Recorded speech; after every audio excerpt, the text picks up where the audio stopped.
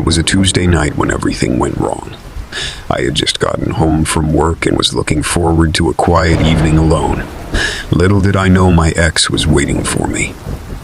The moment I unlocked the front door, I could sense something was off. The house was dark, and there was an eerie silence. I flipped on the lights and let out a small gasp. The living room was completely ransacked. The couch cushions gutted, photos smashed, bookshelves emptied. What the hell had happened here? My heart pounded as I slowly moved through each room. The destruction continued everywhere I looked. Drawers emptied out, clothes shredded, valuables clearly missing. This wasn't just some random break-in. Someone had purposefully gone through my belongings in a crazed search for something. But what? As I crept toward the bedroom, the hairs on my neck stood up. The door was closed, which was unusual for me. I hesitated, then pushed it open. A figure shot up from the bed and came straight at me. It was my ex-girlfriend, Monica. Her eyes were wild and furious. Before I could react, she tackled me to the ground. "Where is it? What did you do with it?" she screamed in my face. I had no idea what she was talking about. She slapped me hard. "Tell me." "Monica, I don't know what you want," I cried out. She let out an animalistic growl and wrapped her hands around my neck, squeezing tight. I gasped for air and tried to pry her fingers loose, but her grip was too strong. "The necklace, you bastard. I know you have it. It was mine," she yelled. Suddenly it hit me. She must be talking about the diamond necklace I had given her for our 1-year anniversary. When we broke up, she had left it behind, and I had put it away in storage. My vision started to blur from the loss of oxygen. In a last-ditch panic, I kneed Monica in the stomach and pushed her off me while she was stunned. I leapt up and rushed for the baseball bat I kept under the bed, but Monica was already recovering and lunged at me again. I swung hard and smashed the bat into her shoulder. She let out a howl of pain, but kept coming. We struggled violently, knocking over furniture and crashing into walls. Monica clawed at my face and eyes. I knew if she overpowered me, I was dead. Gripping the bat tight, I started swinging wildly. An agonized scream filled the room as I connected with her knee. She crumbled to the floor, grasping her leg. I staggered back, breathless and trembling. What the hell was happening? This woman had just tried to kill me over a piece of jewelry. Monica lay there moaning and cursing. I needed to get out of there. But as I turned to go, she called out, "Wait." I looked back at her crumpled figure. Her face had gone from madness to desperation. "Please, just tell me where it is. I need that necklace back. It's special. It's mine. Please," said weakly. I felt no sympathy, only anger and violation at what she had done. "I don't have it anymore. Just stay the hell away from me," I yelled, leaving her there injured and raving. I fled the house and drove straight to the police station. Looking back, I shudder to think what she might have done if I hadn't fought back. It's been 2 years since that horrific night. Monica is serving prison time for assault and battery, along with probation violations. Turns out she had been stalking me for weeks, even accessing my cloud accounts illegally. I made sure to move far away and take every precaution possible. She still writes me letters from prison full of proclamations of love and apologies. I burned them on sight.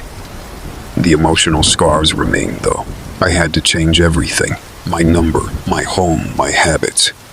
I installed top of line security, but I still occasionally have nightmares where I wake up struggling to breathe, feeling Monica's hands around my throat. Logically, I know she can't get to me anymore, but the fear lingers. In some ways, I mourn the girl I used to know and love, but that person is dead, consumed by darkness and obsession. My friends tell me I dodged a bullet by escaping, and they're right. The Monica I knew in the beginning was just a mask covering something twisted and dangerous. I survived, but I'll never fully trust or feel safe again. Those glowing eyes flashing with madness will haunt me forever.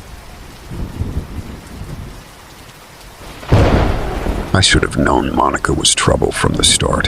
When we first met at that house party sophomore year, she seemed so sweet and charming, a little quirky maybe, but aren't we all? I was instantly drawn to her big brown eyes and quick wit. We hit it off right away and started dating shortly after. The first few months were pure bliss. Monica practically smothered me with affection. Little gifts, cards, surprise home-cooked meals. She wanted to spend every waking moment together. At first I thought it was cute how attached she was. I felt so loved and cared for. But gradually her behavior started to seem strange. Like how she insisted on keeping a toothbrush at my apartment after only 2 weeks of dating. Or how she would show up unannounced to surprise me, even though I told her I needed alone time to study sometimes. When I tried to gently bring up giving each other some space, she would get so upset. Big, dramatic tears clutching my arm, begging me to not leave her. It was easier to just let it go. Over time, Monica's obsessive behavior escalated. She would call me dozens of times a day, demanding to know where I was and who I was. If I ever turned my phone off to take a study break or go to class, I'd come back to 20 voicemails from her freaking out that I might be cheating.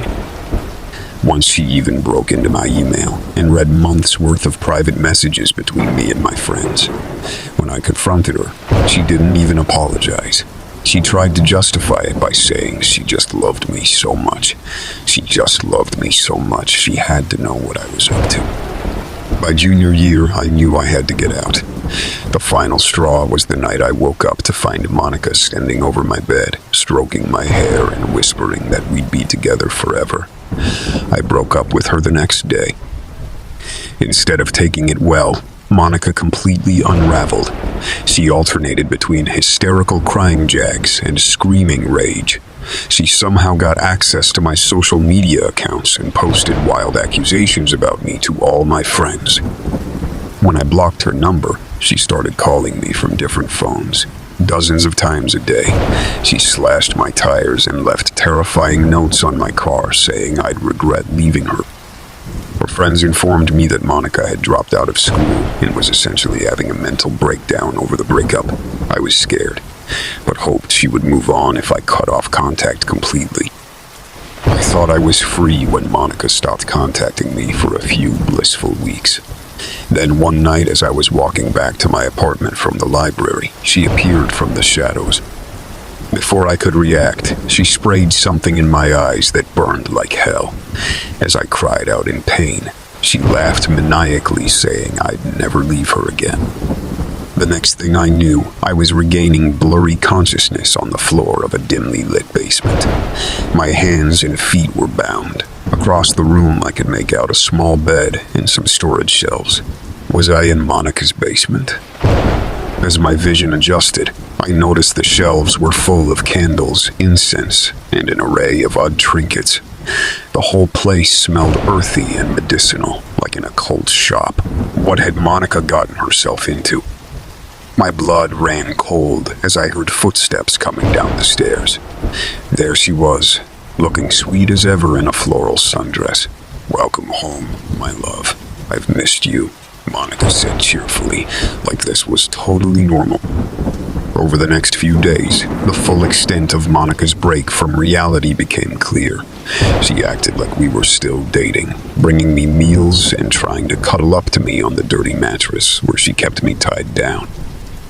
Sometimes her mood would shift, and she'd rant about how I betrayed her love by trying to leave. Other times, she'd have full-on conversations with people who weren't there. She had clearly descended into some sort of paranoid delusion. I tried reasoning with her, reassuring her that I cared, but this had to stop. Her response was to gag me so I wouldn't spew any more lies. As the days turned into weeks trapped in that dank basement, I felt my hopes slipping away. Monica barely let me move from the mattress, only untying me to use the filthy bucket she left in the corner. My only chance was to try to escape when Monica's grip on reality seemed weakest. Late one night after she finished yelling at her delusions, Monica collapsed into heaving sobs about how much she loved me. When she came over to untie my gag and begged me to forgive her, I seized the opportunity. I told her I still loved her, and we could make it work. She melted into my arms instantly. As she laid her head on my shoulder, I discreetly grabbed a heavy candlestick from the shelf beside the bed. With all my strength, I brought it crashing down on her skull.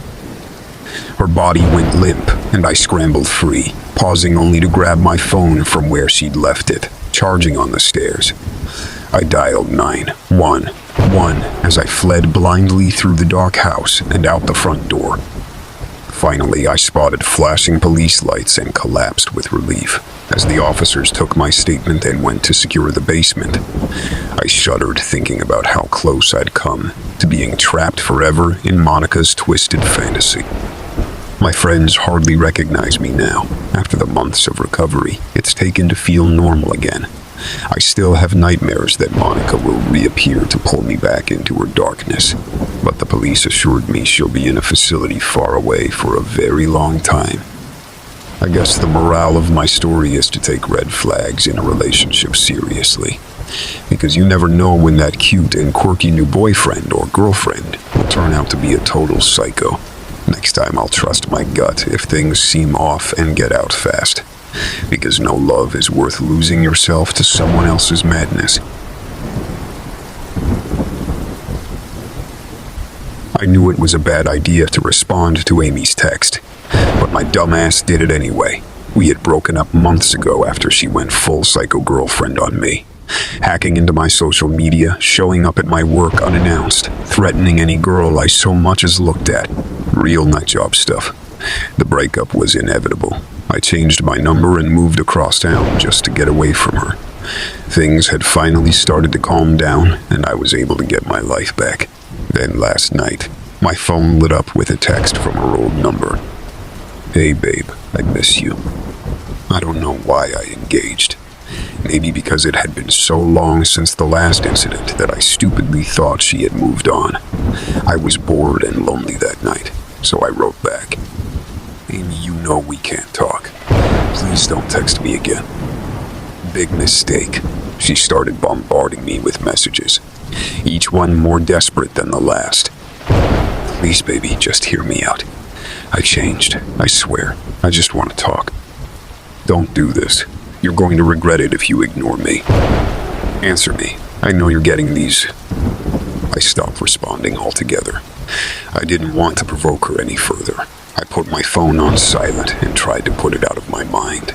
I fell into a fitful sleep, wondering if I had just reopened old wounds.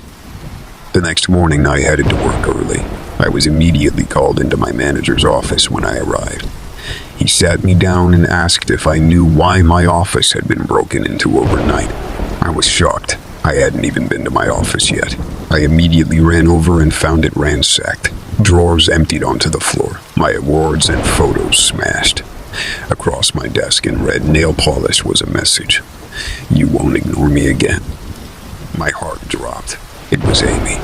I explained the situation to my manager, how she was a crazy ex who I thought was out of my life. He was disturbed but sympathetic, telling me I should call the police. Reluctantly, I agreed. I couldn't keep letting her get away with this. At the police station, they took down my statement and said they would start investigating. I wished I had gotten a restraining order back when we first broke up. It would have made this easier. Amy clearly wasn't right in the head. I knew I shouldn't have engaged with her at all, but she still somehow had this emotional hold on me. I hated that she could still get to me after all this time. After the police, I directly went to get a restraining order. The judge, a severe-looking woman in her 60s, impatiently flipped through my documentation. Pictures of vandalism, threatening messages, Amy's record of stalking behavior. Finally, she glanced up at me and said, "You should have taken this more seriously when it started, but I'll grant the order." I sighed with relief. Finally, I could start putting this nightmare behind me. Over the next few days, things seemed to calm down. No new messages from Amy, no sign of her anywhere. I started to think she had actually moved on this time. I tried to focus on work, but this lingering paranoia remained. I kept checking over my shoulder when I left the office, worried I would catch a glimpse of her out of the corner of my eye. Her empty threats still hung over me like a dark cloud. About a week later, I arrived home one evening to an eerie, quiet house.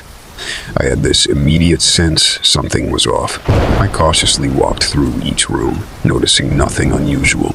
Then I opened my bedroom door, and my heart stopped. There was Amy, sitting calmly on my bed, leafing through my photo album. Our prom pictures, our trip to Hawaii, photos of a happier time.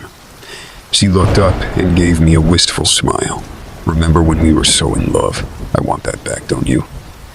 I was frozen in the doorway, unable to process this ambush. She shouldn't be here. How did she even get in?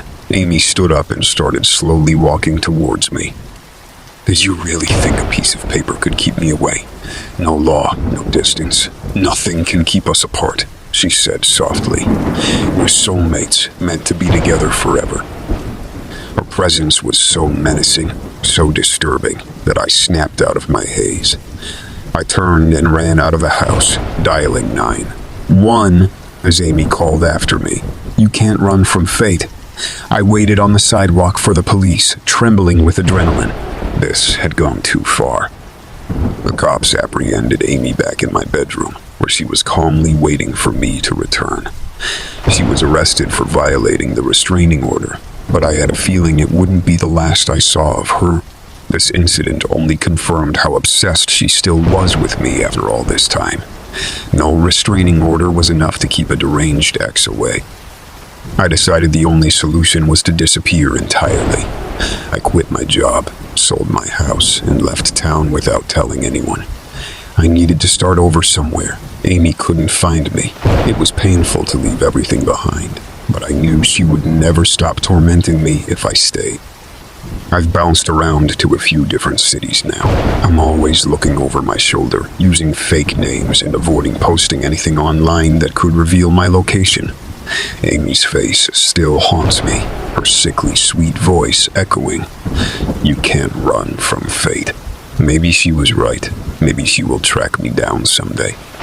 But for now, putting distance between us is all I can do to feel safe. I just hope I can stay missing long enough for her obsession to finally fade. Moving on from a crazy ex is never easy, but I'll do whatever it takes to get my life back.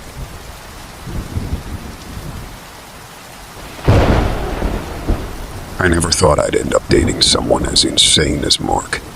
When we first met, he seemed totally normal, charming, funny, attentive. But it wasn't long before the red flags started popping up. The first incident happened about 3 months into our relationship. I was running late to meet Mark for dinner one night. When I finally arrived at the restaurant, he was fuming. "Where were you?" he demanded. "You're 40 minutes late." I tried to explain that I had gotten held up at work, but he refused to listen. He went on a tirade, causing a huge scene in the middle of the restaurant. I was mortified.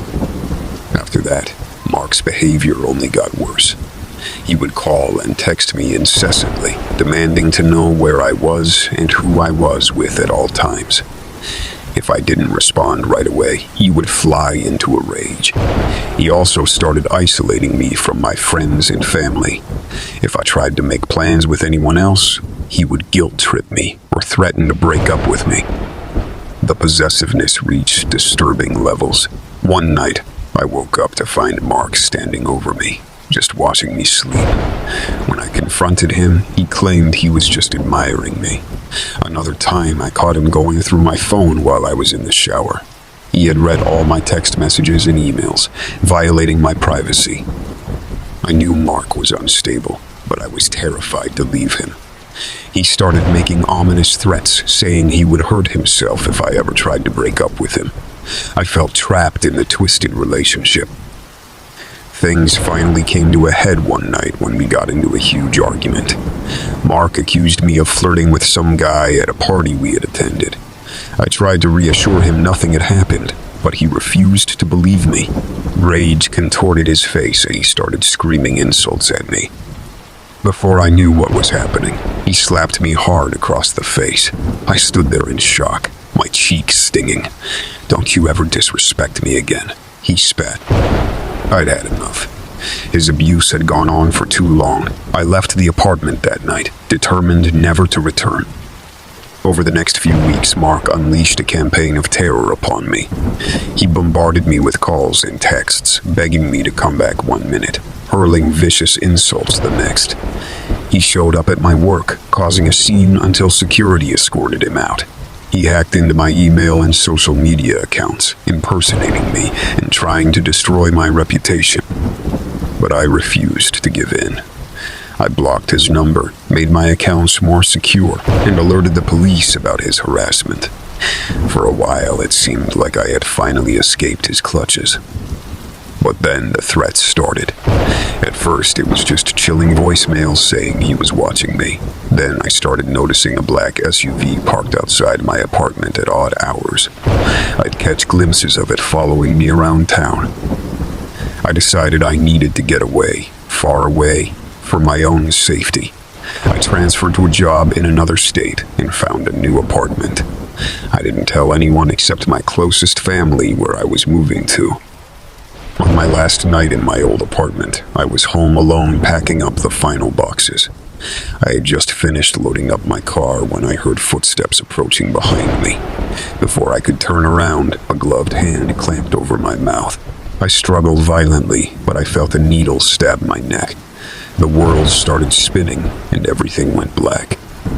When I came to, I was tied to a chair in a dingy, windowless room. I could hear water dripping somewhere nearby. That's when I saw him emerge from the shadows. Mark. His eyes were wild, his voice manic. "Did you really think you could escape from me?" He let out a chilling laugh. "I will never let you go. You're mine forever." He ranted and raved, 1 minute professing his love for me, the next threatening unspeakable violence. I tried reasoning with him, but it was no use. The man was beyond logic. When he left the room for a moment, I frantically looked for a way to escape. My hands were bound too tightly behind my back. I could feel my heart pounding out of my chest.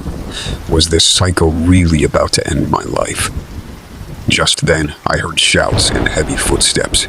The door burst open to reveal police officers with their guns drawn. "Let her go," they ordered Mark.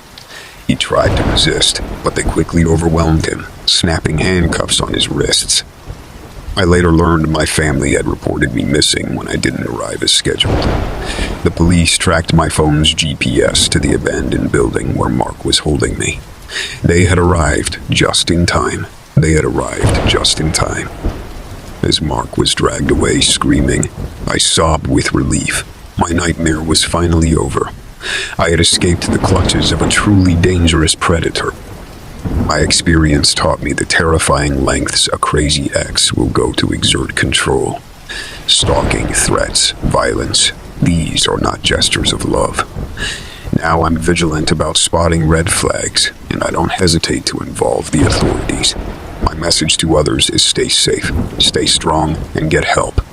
These disturbed exes escalate quickly from possessive lovers to dangerous criminals. Don't wait. Get out at the first sign of unhealthy obsession. Your life may depend on it.